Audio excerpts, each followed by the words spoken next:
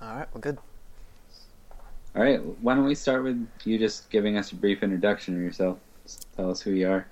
So I am Devin X Von Cordis, and you know, I'm pretty much a gamer at heart. I've been gaming since I was, I'd say 5, and it started all the way back when I got my Game Boy. It wasn't even a Game Boy Color. It was just a Game Boy Black and White, and then from then on, I was just hooked, and then I've been gaming ever since. Got into PC gaming when I was about 13, 14. Got my first laptop, and then from there I discovered League. Do you remember what you first like fell in love with as a game? What game did you like first latch on to when you were that kid with the Game Boy? Game Boy. I didn't really latch onto those games. The first game, well, the series that I latched onto was Legend of Zelda. That was what really hooked me into gaming and kept me there. Because just something about that game, even when I hear the music or the sounds, the voices, anything from any of those Legend of Zelda games, it just, the nostalgia I get and the feelings I get, it's just incredible. So that was the most intriguing, the most fun. That was the game series that really hooked me. And that was like grade school era? Yeah, grade Yeah. school. Hmm. What about like as you moved on to your teenage years and kind of that's typically when most gamers really start to get involved. You know, you look at the league scene and a lot of these guys like Faker, they're hitting pro at 16. So it is very natural now for kids these days, I think more than 10, 15 years ago to get into gaming heavy at teenage years. But what would you say like where did you really start getting in and what kind of genre really was your favorite in those years? It For me, it started when I got my laptop and I started being able to experiment in multiply or multiplayer games. Pretty much, once I hit the option to play multiplayer games, that's when I really took off. And I would say, let's see, I was probably about 15, and I played a game called Runes of Magic. And one of my favorite things to do was a PvP based game. I mean, there was PvE, of course, but I was a PvP player, so I would go around ganking people, and I started on a fresh server that had just been launched, so I was, on an equal level to everyone, and so I would use the class and customize it to fit my needs, and then I would just constantly be killing people, and even people that were higher level than me, because I wasn't the fastest level. I was there to have fun. They would get on their mains, as you call it, and then they would come back and try to kill me, and then I would still kill them, undergeared, underleveled, everything, and from And this there, was like a first person shooter or more like MMO. It was an MMO. MMO? Okay. And then the first pretty, let's see, it wasn't long after I started playing Runes of Magic that I found Combat Arms, which was the first real FPS that I started to play. And I actually played it and got good enough where some of the big clans, or I can't even remember if we called them clans back then, but I got picked up by one of the clans that was pretty prestigious back then. And it turns out I think the leader was a hacker. And the problem with that game was it turned into a hack fest. There were so many hackers. So I never used a hack, never used an exploit, never used a cheat. But I was always being called a hacker because I was playing so well. So eventually I ended up quitting that game. And I never really did too many other first-person shooters. I mean, recently, the last, I'd say 2-3 years, I played some PlanetSide 2, which is, a huge, futuristic space shooter. But I mainly stayed with MMOs. Played a little bit of World of Warcraft and some Rift. And then once I found League, that was my game of choice. Do you remember when you started playing League? If not the year, what season you started? It was Season 1. Was it? I can't remember. I remember the first champion I played was Ashe and Udyr. And I played Udyr because I thought it was so fun that you could have like a multiple kit in one champion. Is this back when you used to see like the Ash mid? Back Yes. then? Hmm. But I tried to contact Riot Support to see the exact date that I started, but they couldn't give me that information. But I've been playing, I guess it's closing in on 4 years. Three If and a you half. have that same email, you might consider going to that. You might have the email that you received when it says like "thank you for joining," that kind of email. I looked for that one, but the only one I could find was a newsletter. So, I mean, Yeah, I'd have and to go. those came out quite a bit later, if I remember. Yeah. So But I've been playing for quite a while. I never played any ranked because I was too afraid. I was so scared to play ranked in Season do 1. And that's about the time I met you. When I met you, I remembered you as a LeBlanc main. I met you in normals with a whole bunch of people that we used to play with. Mhm. Do you remember what was it like back then when you were like just this guy playing normals, mainly like if I remember almost exclusively playing LeBlanc at the time I met you.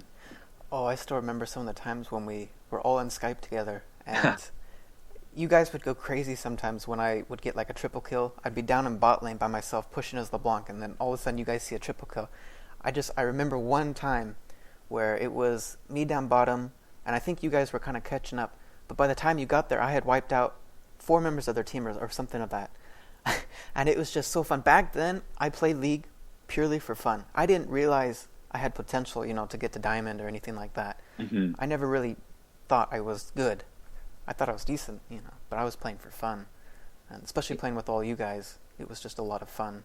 And that's what we did, right? For 6 months straight, it was like every night we were on that game.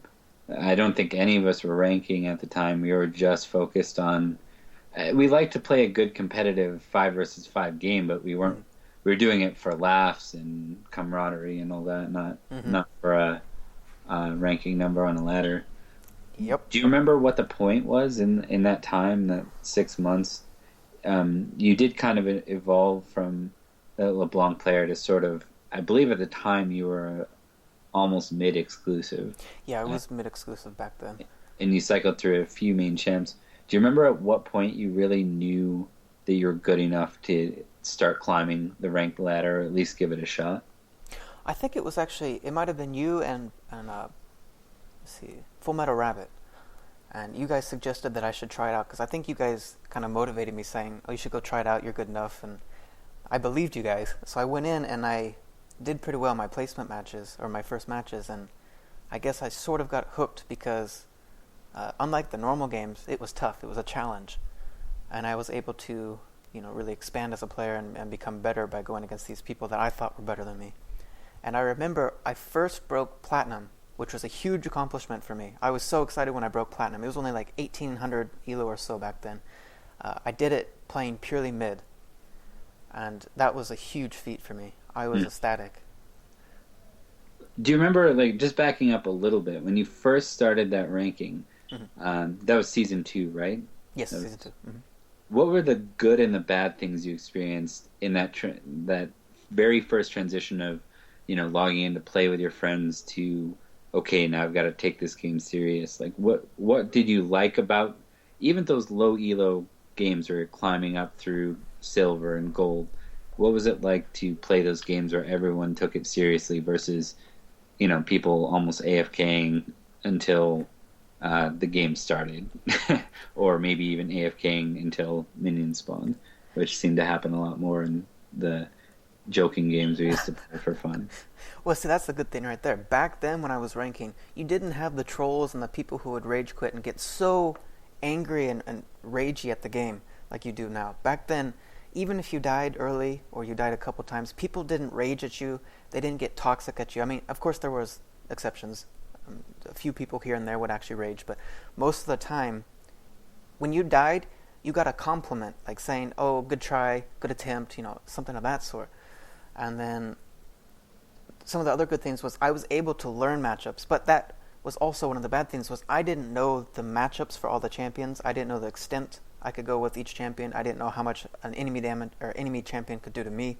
So it was the whole learning experience that I had to pick up. I guess that wouldn't be considered bad, but it was tough. It was a big change from normals, because in normal games you do try to win, but you don't have to try as hard to win. And let's see, what else was bad back then? Because really, ranking wasn't that bad once you got over the anxiety of starting to rank. Once you got into the habit, you played maybe 20 or 30 ranked games, it felt good. It felt natural. It felt like normal games felt when I played normal games. It wasn't until I started running into ragers and toxicity that I really, started to dislike ranked. And yeah, I think that's most people's experience in North American queue these days. And it doesn't seem to matter what elo you're at. It just is all over the place. It's so true. if I remember correctly, your three main champs that you did a lot with at the time. Actually, I'm going to save that for a sec and just back up to one other small point. Mhm. While you were ranking there, if I remember correctly, you managed to impress someone who was smurfing on the way and impress them enough for them to want to duel with you on the way up. What was it like taking? That was probably your first real experience with someone who was really fully better than you at the game, right? Mm. What was it like going through that and getting? If I remember, you only got like a handful or maybe a dozen games with that person, but because you were both playing so well and on the same caliber, it seemed like you carried your team through, I think, without any losses through that small wave of games you guys played together. It was like 1 or 2 days, if I remember correctly. Yeah, I think it was a 12 win streak or something of that sort. Mm-hmm. It was actually really nice because all of a sudden I found synergy. Because a lot of the games I was playing back then were, it's kind of broken the synergy. Some teammates you could do all right with, but when I ran into him, we just had the perfect synergy. We both had an aggressive style back then that fit perfectly together. We both knew when to go aggressive, how to go aggressive, and when one of us went aggressive, the other one just naturally felt, oh, I should follow him now, or maybe not go in right now. But we just had a synergy that I hadn't experienced before. And when I got on that 12 win streak, it felt really good, and it was something that I wanted to keep doing. But unfortunately, I can't remember the reason that we stopped. I think it was something with his attitude, or he was getting a little toxic or ragey or something of that sort. But it was just an experience that I hadn't had up to that point. And it was nice to have someone that was just like you, and you almost had to put no effort into doing well because you were both on the exact same page, word for word. I could understand that totally. So let's just frame this picture before we go into the next point. Mm-hmm. Platinum back in season 2, we're talking cream of the crop back then. Like there was, I think it was 1850, wasn't it, as an elo for the move into platinum? And once you hit platinum, there was no ceiling after that. There was no diamond. There was no challenger. It was just upping your elo higher and higher and higher. So these big shot solo queuers, I think Aframu was actually one of them way back in season 2. I think he was top 10. So was Link, and then you had like the Silsol and people like that too. Yeah, Silsol. Yep. They were up in like the 2600 elo. Yep. But the 1850 was nothing to scoff about. That would be the equivalent of like Diamond 5 probably now, right? I would say maybe even higher, because Yeah. back then, not as many people probably not as many people were playing, but there weren't that many people that were really good. Mm-hmm. So 1850 would probably be, top 3% of back then, but that's a guess. And I remember on your way up that ladder, at least when you were, nearing the better side of gold, you seemed to have 3 champs. There was one champ that you used to play with us all the time in normals, and we were convincing you to try and stick with it because you just didn't lose games against low elo people with him, and that was Swain. You remember? Oh yeah, Swain. Back then, oh man, he was so fun to play back then because I guess the way I built him was just high damage with a little bit of survivability, and back then you could just, if you hit your combo, your full combo, hit a Q, get a nice E, and then follow it up with hit your W, get a good E, then follow up with a Q and ult, you just slaughter entire teams. But yeah, I remember playing Swain. That was a lot of fun back then, until he kind of fell off. And if I remember correctly, you were starting to hit a little bit of struggles with him as you neared platinum, and you decided to sort of expand your pool a bit because it just wasn't working right. You really ventured into Rise and Katarina. Does that sound right? Yep. What did you like about those champs then, and how did they best use your best skills at the time? Actually, let's talk about that. What do you think were your natural skills at that time? Because it probably wasn't that you had this amazing game sense of understanding the game at a diamond level at that point, right? No, definitely not. So you got through it off of outplaying, right? What made those characters so good for you to outplay these these people at this level. I'll see that. I'm glad you brought Outplay It, because Katarina was she still is one of my all-time favorite champions. Her kit is so perfect for me because I love playing aggressive. I love being able to jump on someone and 100 of them, completely burst them down. And the resets made it so that you could outplay even further. Not only can you blow someone up, but you can reset to either run away or get right onto someone else, and you can continue the resets. Her kit was just so fascinating. And she was one of the champions that taught me positioning and taught me a lot about when I should go in and how I should go in. And the things that I learned from her, I was then able to convert over into other champions that, I guess, once I started playing Katarina, I realized I couldn't go so aggressive all the time. And I think, because I remember I have some old videos on YouTube of me playing, and watching it and comparing it to how I play now, I was just charging in, just throwing all the damage I had and hoping it would kill them so I could get a reset and then run away. And then Rise, he also fit in too because he is kind of a burst assassin. He does have sustained damage, but you could build him tanky, super tanky back then. And I liked the safeness that you could get with the damage that he provided back then, because if you built almost purely defensive back then, you could still do more damage than the enemy mid laner, but be incredibly tanky. So those two playstyles I kind of merged into my own and had a lot of fun. But I realized, the reason I dropped Swain and swapped over to them was Swain couldn't be played against any champion because he doesn't really have a lot of outplay potential like Katarina did.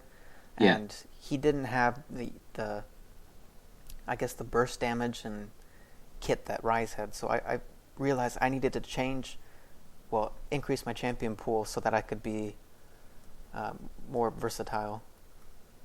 It's funny that you'd mentioned that because it was just this week that in a C9 game, I can't remember if they're playing EG or Curse, High brought back out Rise mid, which is the first time I've seen Rise in mid in competitive play in quite some time.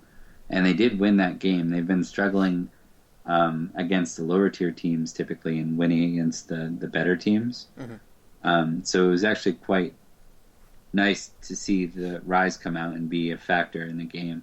I believe it was Yasuo on the other team, and he was also a threat. But it was really nice to see Rise make some plays and be, that foundation that he used to be, I guess, in mid lane. So, yeah, season... Uh-oh.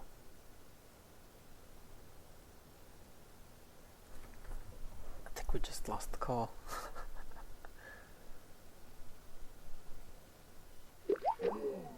Oh. One sec. I'll be right back.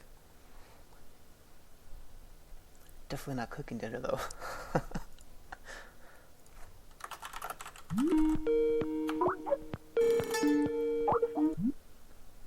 We back? Yeah, we must have dropped connection there. Yeah, my Skype's been acting a little weird recently. I don't know if it's my end or... Anyhow, yeah. That's okay. We're back. So, basically, Season 2, what was your highest achievement? Do you remember roughly where you were at?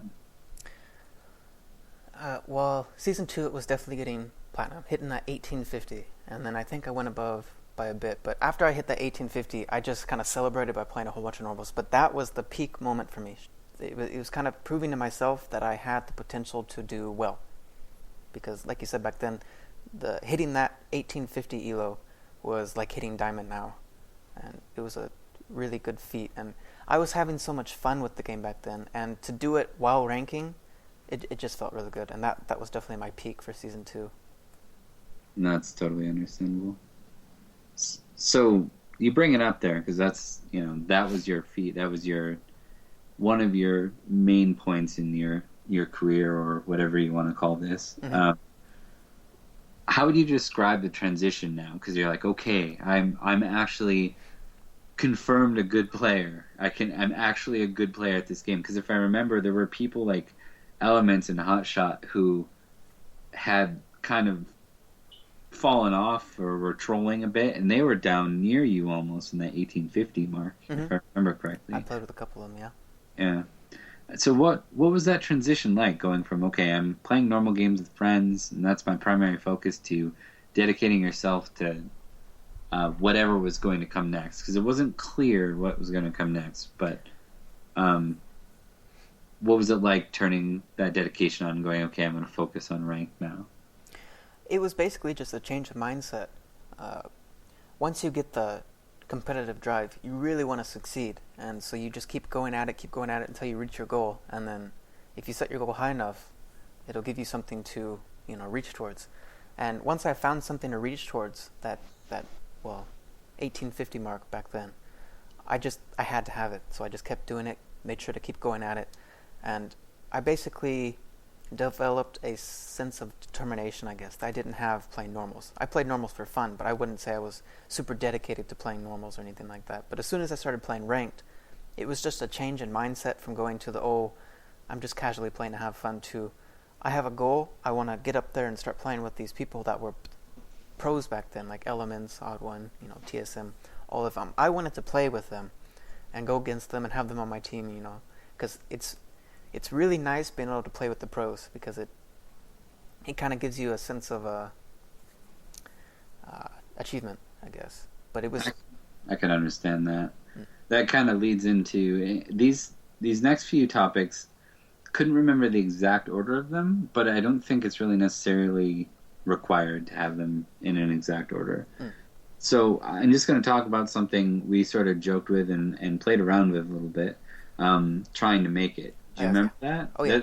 So trying to make it, just to give a brief overview for the people here, trying to make it was something where Vaughn and myself and a few of the people we played normals with were talking about kind of doing almost like a webisode take on those reality TV shows you see all the time, but ours would be catered on or focused on trying to make it into League of Legends high elo play, or competitive play, or wherever we got. It was to become better at the game. Now, the joking part about that is you were the only one that actually had the drive and the potential to get there anywhere near when that happened.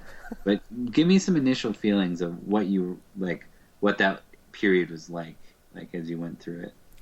TMI was a hope and a dream for me, because at that point, I had really, besides doing that duo queue for like 12 games, I was doing it all on my own. And while that was fun and I felt like I was achieving something, I didn't want to do it alone. I really wanted to find a team and find friends that I could form into a team to do it together with. Because that sense of I can't say it, camaraderie. There we go.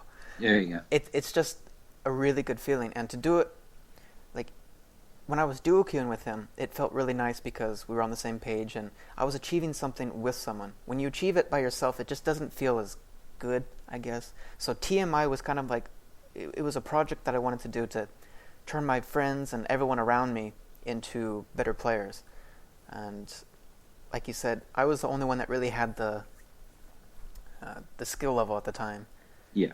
To really take it as far as I was hoping to get everyone. And the drive, because there were other people we had that were they were better, but they weren't interested. Like, we had a couple people now that have actually achieved Diamond in that potential group of people we used to play with, but they're kind of more like relaxed fit about the concept. They just the concept was either too serious and turned them off, or they had other things that we're interested in. It was about this time you graduated from, was it college or university you went to? College. College? Your business degree, right? Business administration, yep. Nice. How did it feel finally? So here you are, you're, 21 years old at the time? 21.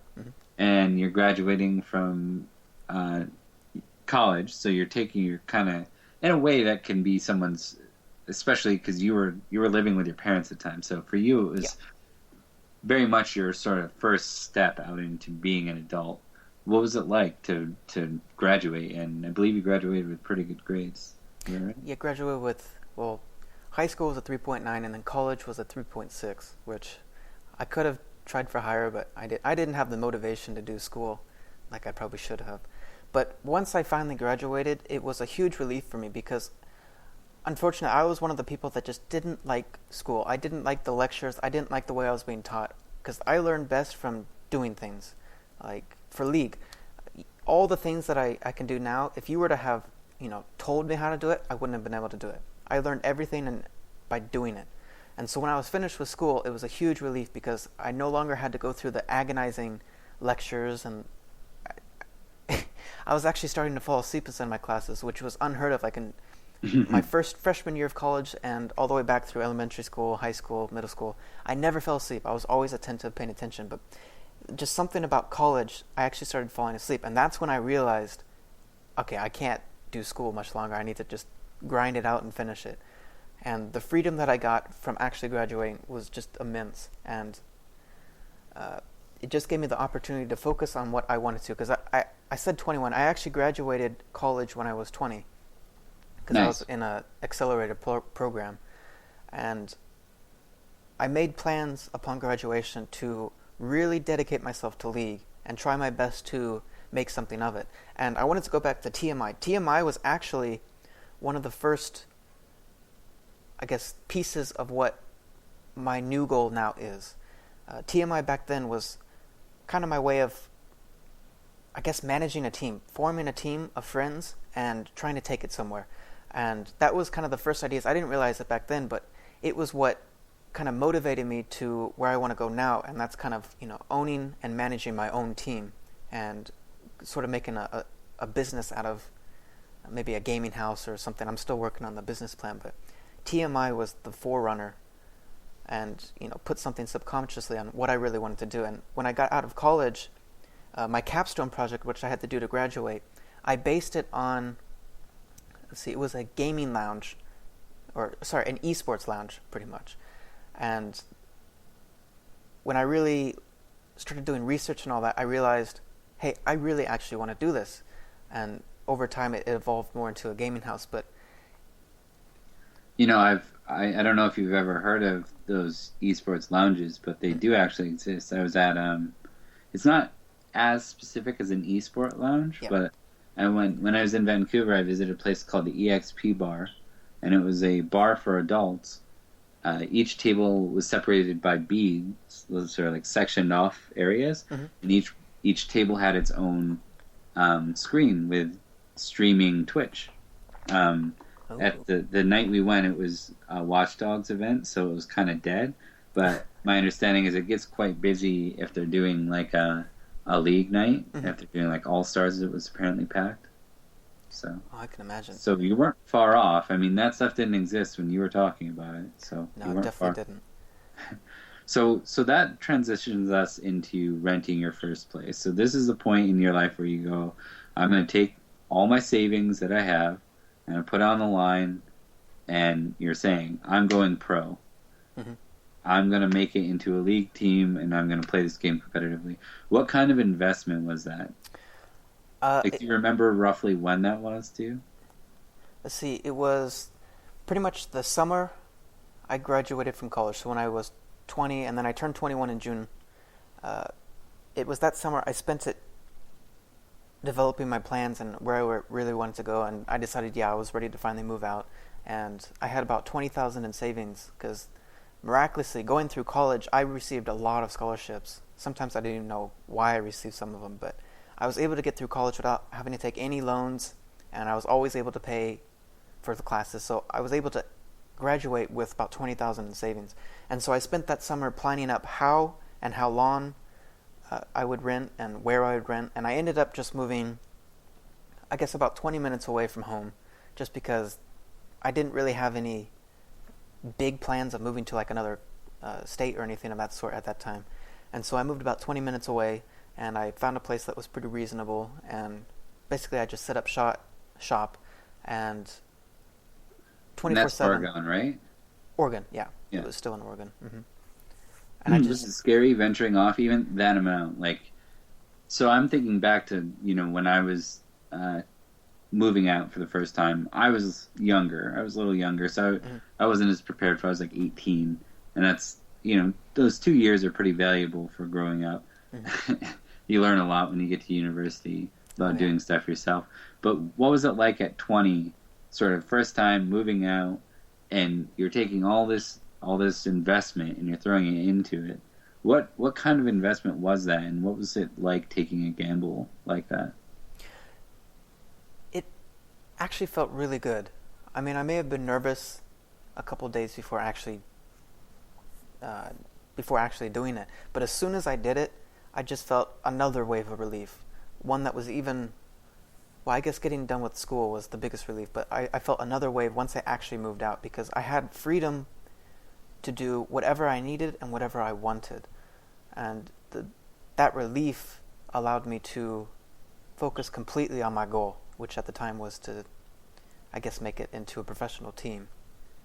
But it was just a huge sense of relief and actually comfort that I didn't really have living at home with my parents. I had been ready to move for a while, and once I finally did it, it felt really good. So it was about this time that you got started getting into streaming anyways. Mm-hmm. I can't remember, were you already streaming on Owned and this is when you first got onto Twitch, or was this when you first got onto to Owned? Do you So when I remember? first moved out, I had been streaming at home. I On think Owned. on my laptop. No, actually, it was on the same computer because this computer is actually getting pretty old. At home, I had started streaming on Owned, and then when I moved into the apartment, I was still on Owned for a bit, but then I swapped over to Twitch after Owned kind of died off. Yeah. So what was that like, your first experiences with streaming? If I remember, you actually on Owned anyways, you had like a little following and you were like 1850 ELO at the time or something like Mm-hmm. that. I think I had a good core of like 30 or 40 people that were watching me, and it actually felt really good because it gave me that sense of, community involvement with others, and having people support you is huge. And that's one of the mistakes that we'll probably get into it a little bit later, but that was one of my biggest mistakes, was investing my time in people that weren't really behind me and supporting me. Because to have support is really what keeps you going. Because as soon as you start thinking about losing focus, you lose focus. Yeah. And so back in Owned, when I was streaming on Owned, it was just an awesome feeling to be able to play the game I was loving and have people supporting me doing it. So right about now, if I remember correctly, like you were playing ranked. It was nearing. I think it was pre-season 3 Mm-hmm. is right about this time, and then going into season 3, you found a group of guys, or people actually, because Christy was part of that too.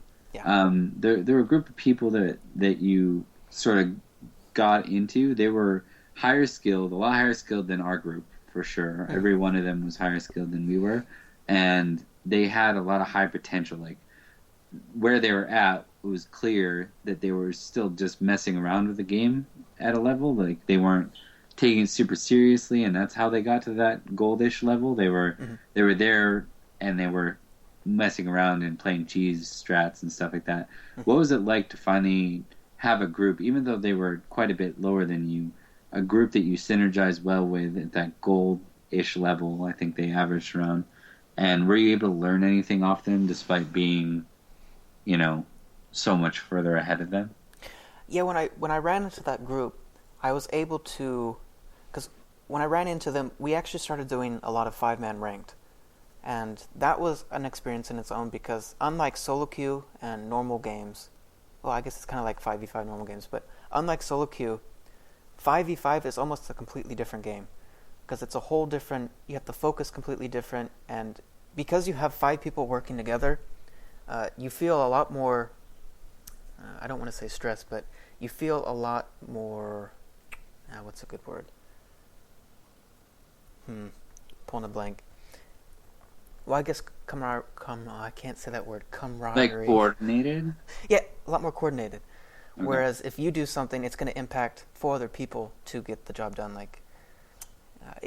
Basically, it was just a whole different game when I started playing it because just everything was different. You couldn't do a lot of the things you could do in solo queue and get away with it. You were punished a lot more for mistakes. The coordination was really, I guess, the biggest change because all of a sudden, if you're, the jungler and you roam down bot lane, in solo queue you can just do it without thinking about the consequences.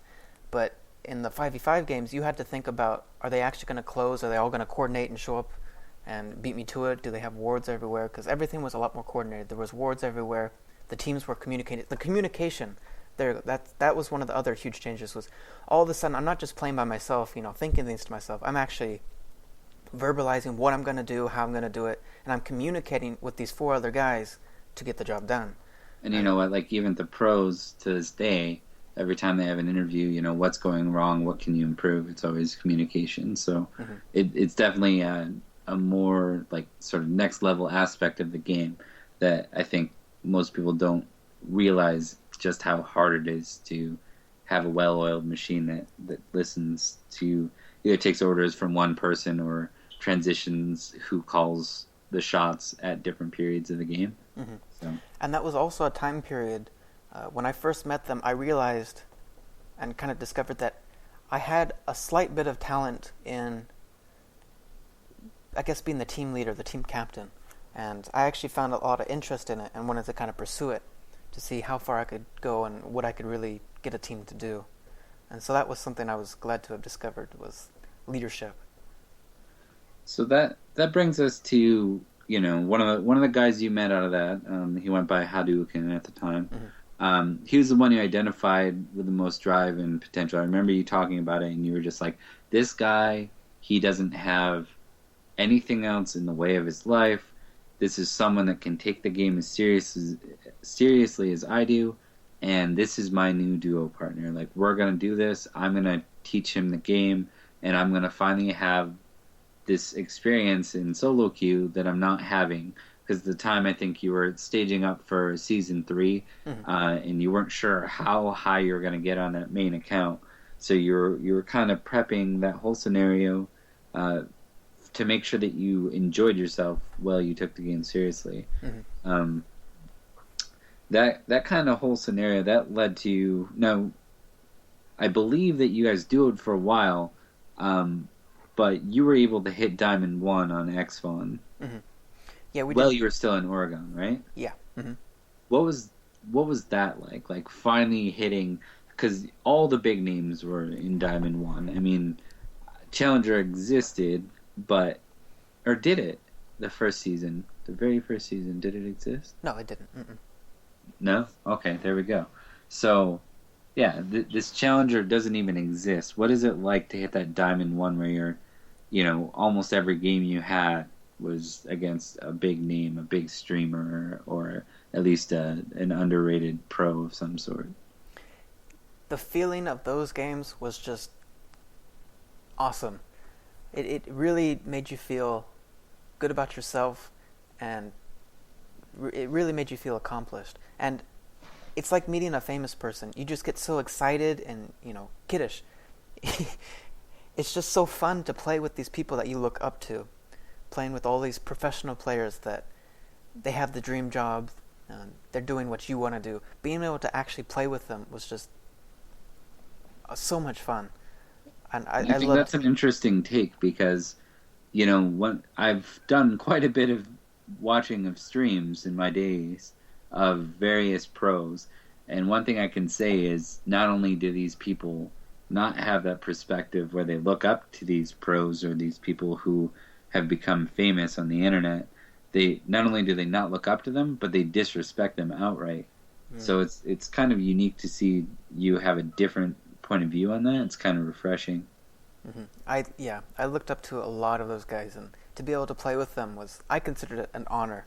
Just being able to play against them or with them, one time even.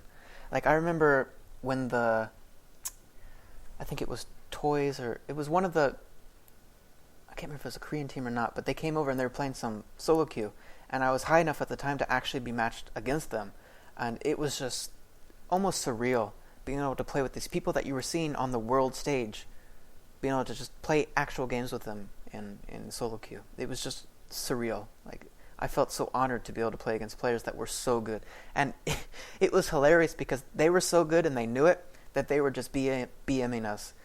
They would do an awesome play, and then anyone else that was still alive on our team, they would just sit there kind of taunting or, missing their skills intentionally and just completely playing with us because they were just at a whole nother skill level, and it was just so fun to see that. So it was about this time too. Like most of those people you played with, they seem to be based out of the same general area Hmm. in Texas, Yep. and something came up, an option for you to go join them just for a quick trip to a convention, Acon. Is Acon that right? convention. Yep. Hmm. So this convention came up. I can't remember the details. You did end up moving down there, but did you go down once to visit and then go back and then come back again? How did that all work out? Yeah, so there was an opportunity for me to go down and visit everyone because at that time there was, let's see, probably about 7 guys that I had uh, become acquainted with, and two of them, one of them was a really good friend, and then the other one was also a good friend at the time, who I saw potential in, and the opportunity arose for me to go down and visit all of them at Acon because some of them lived in Dallas and some of them lived in Houston, and they were all going to go to Acon, so it was the perfect opportunity for me to go down and meet everyone. So I went ahead and I booked a trip and flew down there, and I was down there for 4 days, and then I met everyone, and I felt like this is something I could really, step into and be a part of. Like these guys, I mesh well with them, I get along with all of them, and they were kind of a different background because in Oregon it was a lot of country and small cities. There was no, I didn't live in any big cities or anything like that, and going to Dallas was just so fun and cool. I just felt like I wanted to move here and live here and give it a go. So I was down there for 4 days, and then I flew back, and then I guess 2 weeks later I made up my mind to go ahead against my parents. Well, I guess they support me, but it was kind of against their will. And I just 2 weeks later I booked another flight, shipped all the belongings I needed, and just flew back down and got myself an apartment, roommated with one of my friend's cousins, who I ended up getting along with really well, and lived down there for almost a year. It was about 10 months. What was the day to day like when you moved down there? Like, one thing I want to bring up specifically because it really came up in a lot of conversations. What was your budget like for food? I really did budget myself. In the very beginning, the first 3 weeks, we were eating, freezer food, just a whole bunch of frozen meals that we were buying, and it was actually really expensive. But we didn't have the stuff, like the dishes, and we didn't have the knowledge of where to go to get our food. So we were just eating freezer food, and then after those first 3 weeks, we finally started to eat healthy food, but it cost so much. We were buying, chicken breasts and veggies and all of it together. Just it was costing us too much. So we moved to rice, and we were having a lot of rice and eggs and a lot of top ramen for a while. And so yeah, I definitely budgeted a lot. And the day to day, it was pretty much the same as what I was doing back in Oregon, but I had more social interaction because that was one of the big flaws that I had was I wasn't really interacting with people because in Oregon I had a core group of friends, but we kind of fell off because we had different motivations, different goals, and they didn't really understand gaming like I hoped they would, and they didn't really accept it. So I eventually fell off and I guess kind of turned myself into a hermit. I was just 24/7 playing League by myself, and that really put a dent in my mindset. And the reason that moving to Dallas was so appetizing, I guess, was because of the social interaction along with the potential for some of the guys to actually, go far with me. And so the day-to-day was playing a lot of League, but then I was also hanging out with the group of friends playing, Super Smash Bros. Brawl and other console games and just hanging out and having a good time. That makes sense. So this is about the time you started getting back into the game once you got all set up with the internet down there. Yeah. Those Texas internet connections, though, right?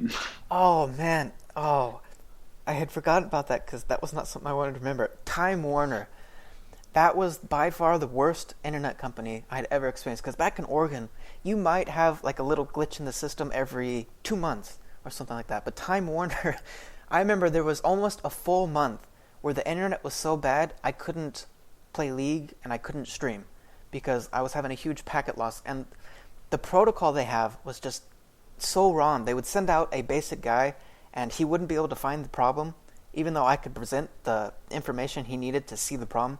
And so I would go through, I think in 1 week I went through 8 different technicians that they sent out, and they would never send me the technician that could actually get the job done because of their stupid program. But that was a horrible period that time when the internet was just miserable. When it worked, it was okay. But So eventually you get those kind of ironed out. I mean, you had just issue after issue, but yeah, you got that first wave of issues done, and you know you're able to finally concentrate on your gameplay for the first real long stretch of time since you moved down there, because it did feel like kind of at first between not having the internet, having internet be flaky, and then just having all these opportunities again to actually have a social life after being a hermit in Oregon, you did take advantage of all that stuff. yeah. Now it's time you got to turn your gears back onto what's the next step for Vaughn at this stage in the game. If I remember correctly, and the reason why I want to really talk about this is I kind of, you know, from a distance, I observed everything you went through as you went through this whole process, and it was really neat to see this dichotomy that occurred between the amount of time you're able to dedicate to League and what you put that time towards. And it seemed like every time you put a lot of time towards one thing, the other things that you needed to concentrate on would fall off. All three things being specific to League. So, sort of step one, I'm gonna give you each of them, 1, 2, and 3. Just give me your sort of opinion on where you were at with them at the time while you were in Texas. So 1 is finding a team to compete with at a serious level. Let's see. So the core group of friends, I thought they had the potential to really form a good team, and we tried it a couple times, but we just couldn't mesh together, and I didn't feel like they had the potential, so I ended up leaving. And I did stumble across a random group from solo queue that I gave a go to, but again, I ran into the same issue. I wasn't meshing with them, and they didn't have the drive. They were too playful. Like, they didn't really seem like they were motivated. So trying to find a actual 5v5 team was something I was really wanting to do, but I couldn't find the right people, I guess. So I never really actually found a team that I could stick with. So there was a part 2 to that same question, and again, something that takes a lot of time and dedication, and sometimes away from other things, is becoming a popular streamer. What was that like? So you had this, I would say, very mild success on Owned, but it was still success. Yeah. To some degree. Like, if I remember this stage in your game with Twitch, you were struggling to get, you know, if you got more than 2 viewers, it was typically because, like, 3 people you knew were on and wanted to come say hi or whatever. What was it like, you know, that time on Twitch now, after being away from it for so long? It was pretty miserable, to be honest. I felt like I was doing something that people would enjoy watching, but I just couldn't advertise myself and get myself known and get my name out there and get people to actually watch. So I struggled to keep doing it because a lot of times I was literally just playing, talking to myself. And I felt like I was doing it for no good reason. I could just be playing solo queue because no one was watching. So I did get a little unmotivated.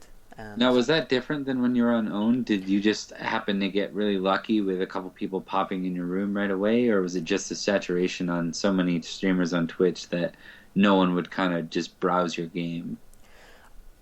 I think it might have been a saturation issue, and then maybe I was getting people popping in, but they didn't say anything, so I didn't even know they were there, and they might have jumped in at a time where I wasn't talking, because there were times where... You're talking to yourself? Yeah, I was just talking to myself. And sometimes I talk to myself and get bored of talking to myself, so I just get quiet and just focus. But back in Owned, there weren't as many streamers, so there was a higher chance that people would stumble across your stream. And the ones that did stumble across were actually interested in what I was doing, and they enjoyed it. And so they stuck around, and they would show up every now and then.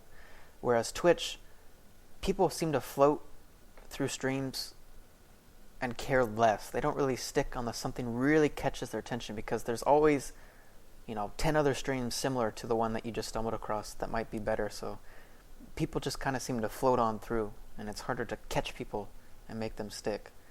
And it seems like now you have to have almost like a little claim to fame of some sort. You make a really good play when you're playing with a popular streamer, or you have a really successful YouTube video, or something pops up on Reddit about you, something of that sort. It's really hard to get people to stick with you when no one knows you're really there, I guess. That makes sense. So, you weren't entirely unsuccessful in streaming because you did manage to raise a streaming success in someone else, right? Do you want to talk about that at all? Are you referring back to Hadouken? No. Um, Fristy. no, Jenny, right? Or was that her name? Oh, yes, Angie. Angie, Yeah, sorry. that's right, Angie. So me and Hadouken, she was also there in Texas. I don't even remember how we ran it. I think Hadouken had played with her on League, and so let's see, how did we kind of gave her the tools and the resources she needed to really start streaming, and we told her how to do it. I remember I set up her stream because she didn't know what she was doing. She had so many things wrong with it, and she couldn't get it to work. I had set her up and gave her everything she needed to start streaming, and she ended up being fairly successful. I think she ended up getting a partnership, and whenever she streams, she generally has about 300, 250 to 500 people watching her each night.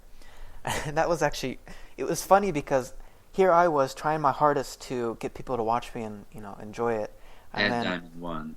and Diamond won, yes, and then Angie comes along and I give her all the tools. She'll get a couple viewers, but she actually really did blow up and was getting a lot of popularity because she was doing the cosplaying, and cosplaying is pretty huge. A lot of people like to watch Yeah. cosplayers. And she was a good looking girl. Yeah, I she guess. was. She's Uh, definitely good looking. she also got that sort of instant luck fame too, Yeah. where she had I think Wild Turtle pop Wild in. Turtle. Yep. He just randomly popped into her stream one day, and I think he put in a good word for her and sent some of his viewers over.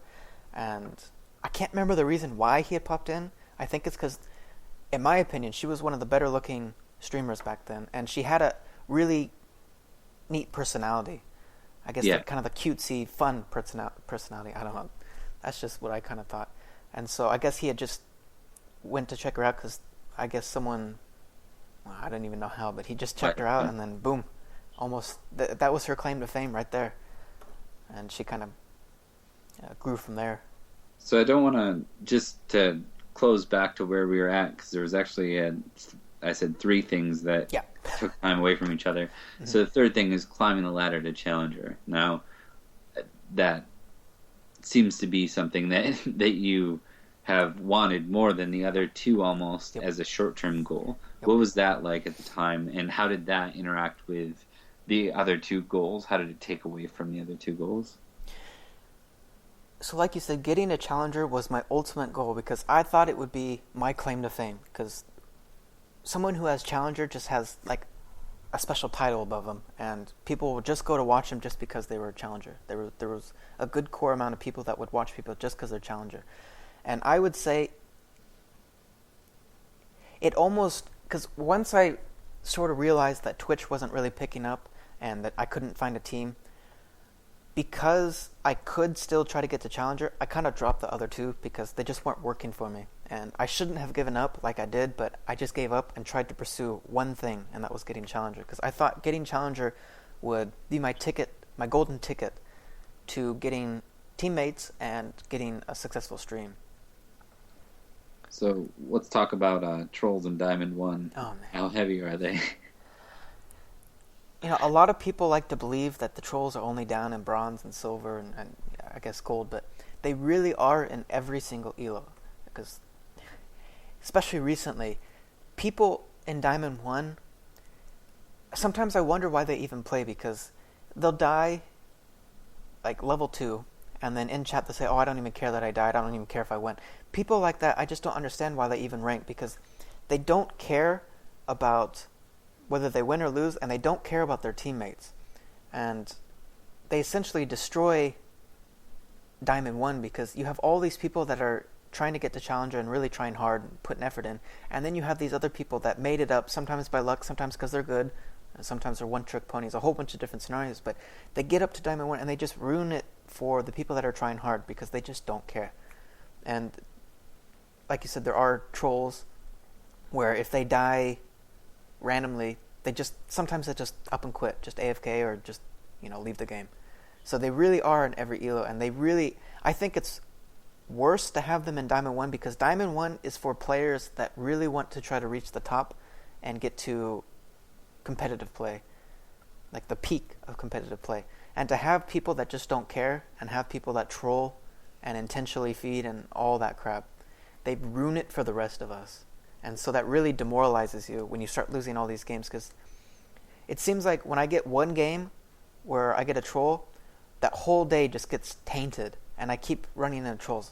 I mean, it's obviously just dumb luck, and unfortunate that I keep getting matched with all these trolls, but it really is demoralizing to see all these people make it up to Diamond 1 just to not care.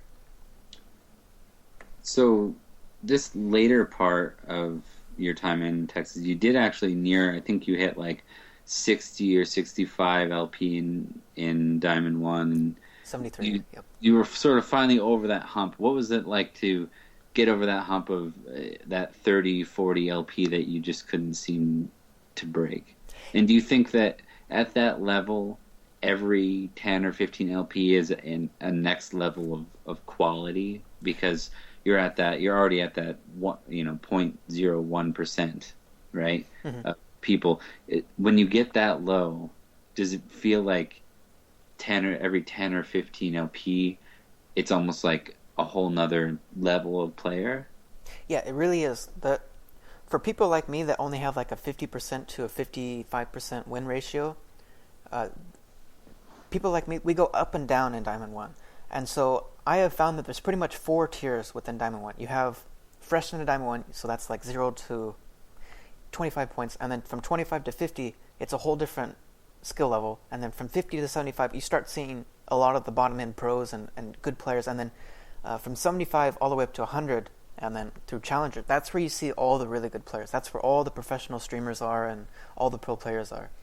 And the people that have like 60% win ratio or higher, they kind of skip over the tiers. They go straight to pretty much tier 2 of Diamond 1. And so they're pretty much put directly into the 55 plus point range. And I really believe that there is different tiers within Diamond 1. Yeah, because you don't see, like, I don't see the stuff that you had to put up with as much in these pro gamers streams, but I wasn't sure if that's because they know that they're streaming and they're on their best behavior because of it, or I know I've seen the opposite. I've seen people purposely troll because they know they're on stream as well. Yes. So one of the last highlights, I think, for your Texas time is you did participate in a Razor tournament in Texas. Mm-hmm. And at that same tournament, LOL Pro was there. Mm-hmm. How did that go? And were you excited to have a chance to even have the possibility of facing off against a team like LOL Pro that had Jackie, who was famous for Curse, pro team that actually played in LCS, and people like I am Lod or I am LOD, mm-hmm. who is very famous for internet fapping actually, but on top of that, he was a very well-known AD carry in streaming. Yeah, it was a huge sense of excitement. I really wanted to have the opportunity to go against a coordinated 5v5 team, and I knew my chances of actually getting to that point were slim because I was just playing with a whole bunch of friends, but I really, really wanted to get to that point. Unfortunately, we did do well the first match, but the second match, we had some communication errors, and certain people didn't peel for certain people, and we just kind of fell apart, I guess. Yeah. And do you think tilt had something to do with that? Like just the nerves of being in your first tournament? Yeah, definitely. Once we started to do bad or poorly, we did go on tilt. And as soon as people started going on tilt, mistakes happened everywhere. And we just couldn't capitalize on things we should have been capitalizing on. And the mistakes we were making were game-changing, because the fight that we lost on was a Baron fight. And I was the AD carry at the time, and I just got left to a fed Shyvana, and she just demolished me, and then our team just didn't have the damage, and we just lost. But as soon as we started to go on tilt, because we didn't know how to handle the stress and the feeling of doing poorly, the game was just lost at that point, as soon as we went on tilt. So this time, did you watch a lot of LCS at the time? Yeah, I was watching LCS probably every other day. And what was your what interested you most in season 3 LCS? Was it not LCS at all? Was it more the Winter and Champions, the Korean organized play? Let's see, LCS, it was interesting to me, and I did feel like it was a whole different game, but it was being the other regions of the world play against us and play amongst themselves. That's when I really became interested in being able to play against teams like that, because the level of play of like Korea, for example, or sometimes European, China, it was just so different. They all had their unique play styles and unique approaches of how to win a game. And to see it all clash, all the regions clash and play against each other was just really awesome. And it was something I really, really, really wanted to be a part of. But I've always been struggling to get to that point. For sure. Well, I mean, to be fair, it's the equivalent of going pro in any other sport. It's one thing to be really, really good at basketball, but it takes sort of the right things lining up to actually make it to the NBA. So yep, that's true. So that kind of more or less rounds out where you were in Texas. Let's talk about where you went from there, the move to California. Mm-hmm. Why at the time was that something you were considering and having that be good for you? And how was it once you arrived? Well, before that, Texas near the end, I was just kind of falling off because I realized that the people there weren't serious about going to the top. They just wanted to, have fun because they were a couple years younger than me. Like they're 19, 18, 20. And when I realized that they weren't as dedicated as me and they didn't want to pursue the dream that I had, I realized I needed to get out of there because I sort of became a hermit again. I only had my roommate and I wasn't going out as much. And I realized I needed to get back to the West Coast because I really do love the West Coast. And I'd always wanted to live in California because my grandparents are down here in California. And when they offered me the opportunity to kind of convert this cottage into, I guess, kind of an office, I just jumped on the opportunity because it was my ticket out and it was my ticket to, well, I guess it was my last chance because that 10 months I spent in Dallas, I didn't really reach the goals that I had set for myself. I didn't get my stream to be successful. I couldn't find a team, and I was doing good in solo queue, but I wasn't doing as good as I needed to be. And you didn't hit that challenger mark you were aiming for. I got so close, but I just couldn't. And so moving to California was my last chance, I guess. And I'm actually closing in on the last few days of being able to make my dream a reality. And California was literally my last chance because I was also running low on funds in Dallas because I was completely out on my own. And when my grandparents offered me to convert this place for a good price, I couldn't turn it down. And to be back on the West Coast, as soon as I got here, it was just a huge sigh of relief because the weather here is just so nice and the atmosphere and being around family again, it was just a nice change and a change that I really needed. So we just basically went through a full interview of where you've been. Just give me a minute to grab a drink, and then we'll just sum it up with the road forward, what you're looking at, and we'll give this thing a nice close. So just give me 1 minute here. Yeah, sure thing.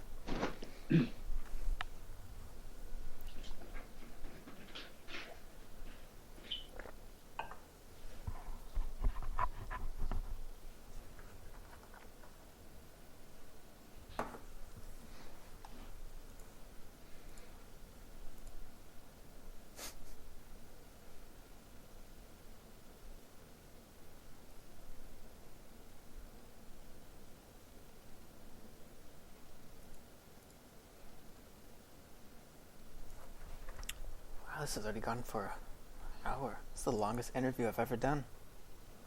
Sure beats that interview I did to become a waiter.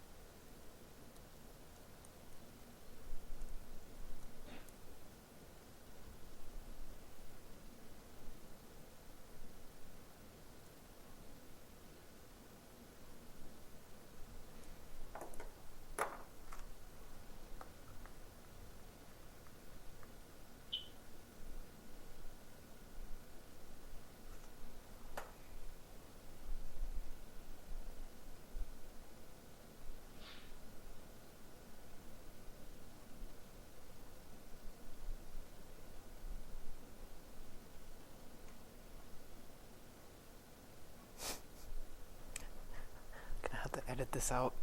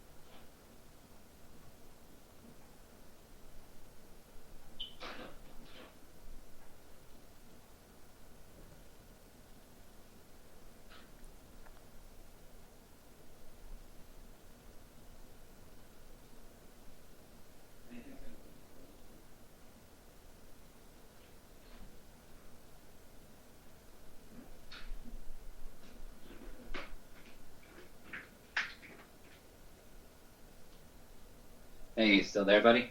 Oh yeah. Okay. Sorry about that. It took a little longer than expected. So, just jumping right into things. Mm-hmm. Just to warn you, this will be the harder hitting portion of the segment. Yeah.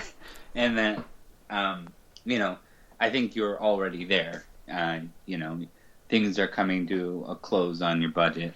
So just to give everyone an idea, 2 or 3 days ago, this is where I first got this idea to do this with you.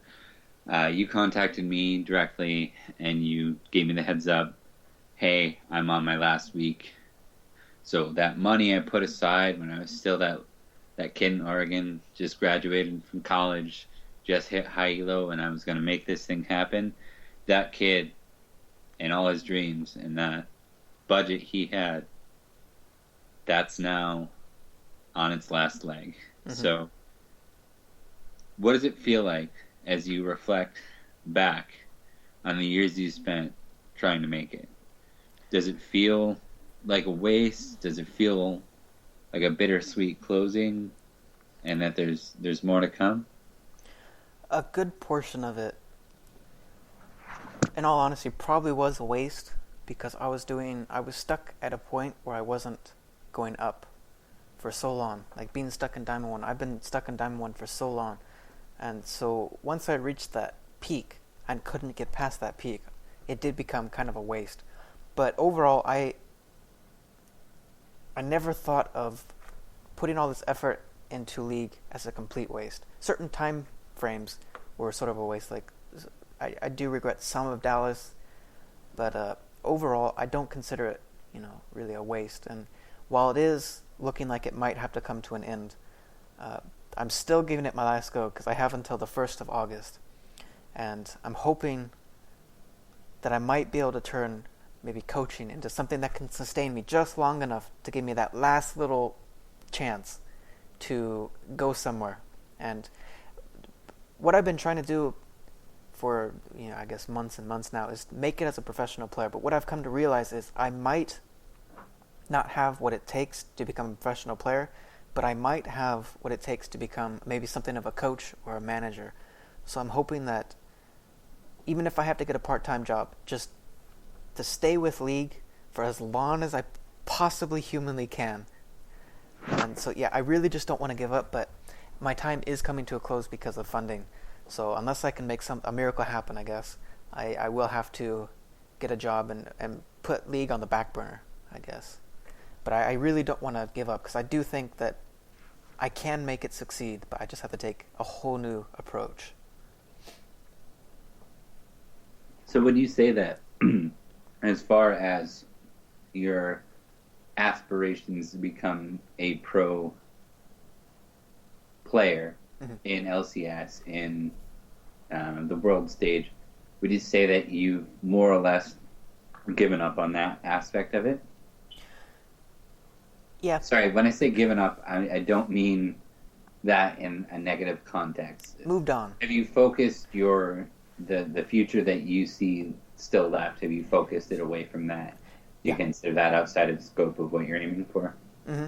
Yeah, I think I'm pretty much about ready, because I'll have a final decision on August 1st, of course, but I don't think I have what it takes to become a professional player, at least not by myself. If I was to have the opportunity to maybe jump into a team, a professional team, like a really skilled team, and have them, share their knowledge, their ability, and their skill on me, maybe I'll have a chance. But to do it by myself, I don't think I can really do it at this point. And so I do want to kind of convert over into a different approach. But as far as being a professional player, I think I may have missed my peak and not taken the steps that I should have to really reach that goal. I took the wrong approach. What about streaming? Do you still have hopes to be one of these high viewer streamers? I actually haven't given up on streaming because I think I could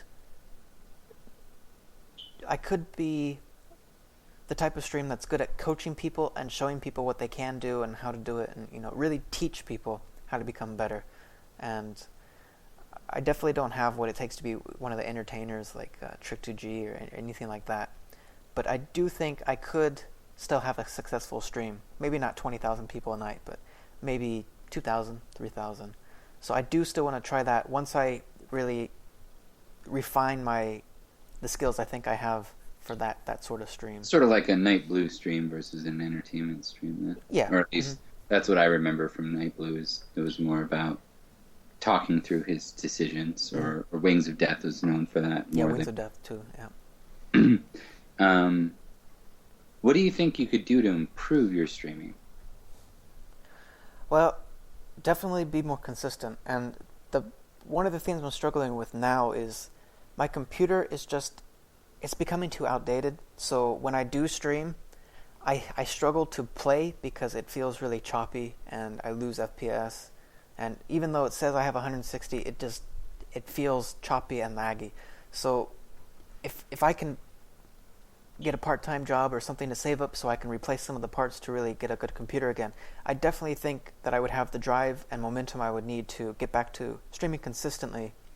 It might not be as much, but basically the issue I always struggled with was being consistent and not giving up, even though I was only having 1 or 2 people watching. I just kept getting demoralized and giving up because I never got that lucky break, I guess. And sometimes I think I might be speaking out of context. No, Skype. Why? Oh man. I gotta fix this again.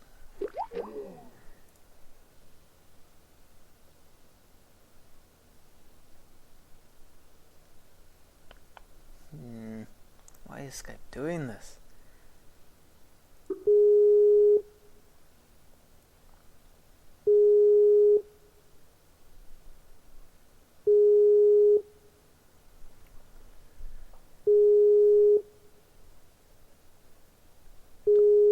I don't think it's my internet.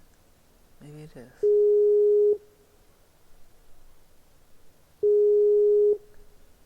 Oh man, I really need to change this overlay. Oh no.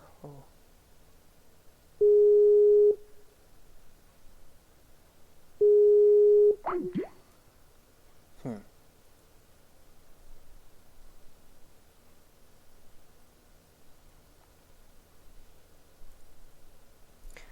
that's strange. I wonder if his internet went out or something. Could have been the Wi-Fi. Ah, there it is. Alright, back? Yeah, it just all of a sudden, like, I didn't know I wasn't talking to you. So. Well, the part where it cut out was speaking out of context. That's the last thing I heard. Okay, no, that's good because I rambled for a bit and I can narrow that now. Uh, as someone that has a career, kids, a wife, I can say that if you give me a week off where I want to accomplish X, Y, and Z, I'm just as likely to not finish those things I wanted to accomplish as I am when I'm working. In other words, unless you're needing like 12 to 14 hours to dedicate to streaming, I think you could, even in a career, still play League at a competitive, at least solo queue level, competitive level. Mm-hmm. So, it's just now you've got to look at this life choice and go and explore that sort of first job out of work or out of school in a way that you would hope to avoid in that sense. Like, you hope to do it through your streaming, through that. Now you've got to look at going back into the workforce. Mm-hmm. Are you nervous that, where to start with that? Like, because it's been probably... Did you have any jobs when you were a teenager or anything? Yeah, the way I earned all that money in the first place was working with my dad as a landscaper, and I hated it. It was just being out when it's 100 degrees, sometimes 105. It was just so miserable and such hard work, so labor-intensive. I never was a big labor-intensive sort of person. And then I also worked as a waiter at a retirement home, and I enjoyed it in the beginning, but after almost 2 years, I just got burnt out, and I couldn't do it anymore.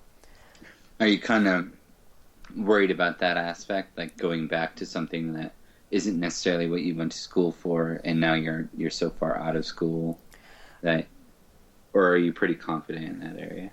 I'm completely confident. I can do any job because, like I said, I learn from doing it. So you can put me into, well, not any job, but most jobs. And once I learn how to do it and get taught how to do it and teach myself, it just becomes second nature. The thing about those jobs I was avoiding was I didn't like it, I didn't enjoy it, and I hated it. And so I've always been trying to make a career for myself of something I enjoy, because being a waiter or being a clerk at a store or a manager at like a coffee place, it's not something I really enjoyed and really wanted to do.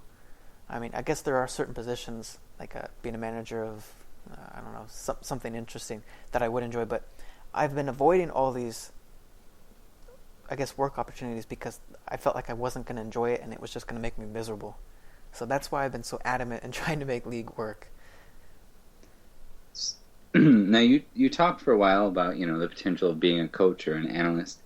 When I do remember early on in your career, it was sometime between when you hit Plat and afterwards, when streaming was becoming really popular and Type A Assassins proved to be so amazing at that world stage game. Yep. And Koreans were really taking off because I think they just got their first server around that time. Mm-hmm. What was it like for you then, the amount of time you put into the research of the game? Would you say it was more significant than the time you put into the research of the game now? Or have you continued that steadily throughout your couple of years there? Let's see. When Type A Assassins were playing the World Champion and all that, I did do a lot of studying, and that's what really sparked my interest in coaching and really learning all the different aspects that each region brings to the game. But I have been researching a lot of Korean play and basically anything that I can see that's different from North America. I have been doing research because coaching, I did my first lesson earlier today, and I enjoyed it so much. And it was, in my opinion, a huge success, and the coachee that I coached also said that it helped them out a lot, and I'm hoping to watch him eventually get from Platinum 5, where he is now, to Diamond, which is his goal. And when I do coach people, and especially today when I did my first official lesson, it feels almost natural, because all this time I've spent playing the game, I've really picked up and learned a lot. I know every champion, I know all the items, I know how they impact each other, I know a lot of the matchups. I might not be able to perform in some of the matchups, but I know how they work. And I feel like I could really teach people to become better at the game, I guess. To really turn coaching into something sustainable and relevant. Now, I want to touch on that point is sort of as closing, which we're getting down to the last couple of minutes here. But before I do that, I do want to sort of transition further outward, because you've got this thing, this personal coaching thing. I want to end with that as sort of your end plug, where to go, all that. Mm-hmm. But before we do that, let's talk about team coaching, competitive level coaching. Mm-hmm. I did just want to share a couple of things. So I know that a couple of years ago, before Monte Cristo was really the thing he is now, when he was just trying to break through as that kind of analyst / shoutcaster. I don't even know if he was aiming for shoutcaster right away. He just seemed to love analyzing the game. He pulled up an old game, and this is back when like Rain Man was top in TSN. I played with him earlier today, Rain Man. Oh yeah, yep. Against Hotshot GG, and he wanted to talk about some of the things he liked. Back then Hotshot wasn't just this guy who was at the end of his career. He was sort of one of those guys everyone praised, and even his own team praised, rather than just throwing him on this random tanky champ. But anyways, Monte Cristo, what he did here is he spent a lot of time in this video really breaking down the top lane and what Hotshot was doing immaculately, as he was kind of putting in this video. I wish I had a link to it. But do you see yourself doing things like that? Like, as you move from this transition to, okay, yes, I wanted to be the big streamer. Yes, I wanted to be the guy on the team. As you move towards this concept of maybe coaching or being an analyst, you see more research coming in. Like, naturally, a coach, what they need to know above playing the game itself is the trends that are going on and how to play at that level. What kind of prep would you put into advancing yourself, especially with the limited competitive play you have? Mm-hmm. What would you do to advance your knowledge of the competitive level of play so that you could help coach it, say, a team that was up and coming into possibility of playing at the challenge, in that Challenger series to get into a league? Well, for that, because in my opinion, there's different tiers of competitive play, and the first one is North American itself, and then you have a whole different tier of all the regions coming together and playing. Mm-hmm. And so, if I was to coach like a Challenger team, I would put a lot of time and effort into studying the North America scene, because in my opinion, North America scene is completely different from the Korean scene, the Chinese scene, the European scene. And what I know now is a lot, but to actually coach a team and turn them into a successful team would require, basically all the time I spend playing solo queue would be spent towards stream studying, scrim studying, and studying past games, past trends, studying past metas, researching hypothetical metas, new metas that might arrive. But I would have to put in a lot of time, because I do know a lot, but there's a lot more to learn, because competitive play is different than most of the stuff that I've been around in my time playing League. Mm-hmm. So I just realized we're on roughly an hour and a half. Mm-hmm. Anyone that was interested is probably lowering their interest at this point. Yeah. So let's give this a close. Why don't we end with you telling us sort of where your confidence level is for the future, and giving us some plugs on what exactly your immediate steps are, like what you're doing with coaching, how people can get a hold of you if they want some personal coaching to get better. I'm personally going to be taking advantage of that, because it's time I get my scrub ass into platinum. So. Well, as far as confidence goes, I am confident that I can turn coaching into a career, and from there, hopefully acquire the connections and the resources that I would need to further my endeavor into esports, because I think there's a unique niche in esports right now that could be filled down the road, that could be turned into a business, sort of around revolving around gaming houses and the sort. So I'm confident that I can turn coaching into an actual career, because I always tell anyone that's even remotely interested in receiving coaching, I'm not going to be the type of coach that just gives you a broad overview of League and, a broad, unless that's what you want. But I'm not one to just give you broad knowledge. I want to give you specific, tailored lessons and information that's really going to help you as an individual player succeed. And I signed up to lolcoaching.com, which is a coaching site kind of hosted for the community, and it's a really good resource. I think they have 10,000 students signed up and I guess 9,000 coaches, but anyone can sign up.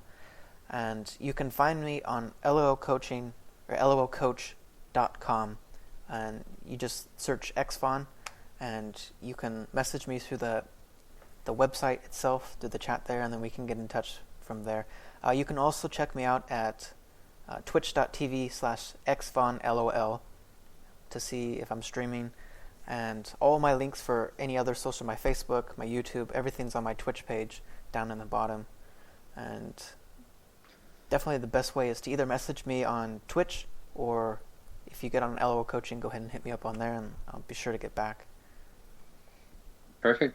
Well, thanks for this walkthrough. I think it was really important to go from, where you were back when you were just considering becoming a pro to the point where you took this giant gamble to go out and see if you could do this. You took a full amount of savings that you had dedicated a portion of your life to try it, and now that's coming to a close. I think it's, this is the perfect way for you to be able to reflect on where you were and where you are now.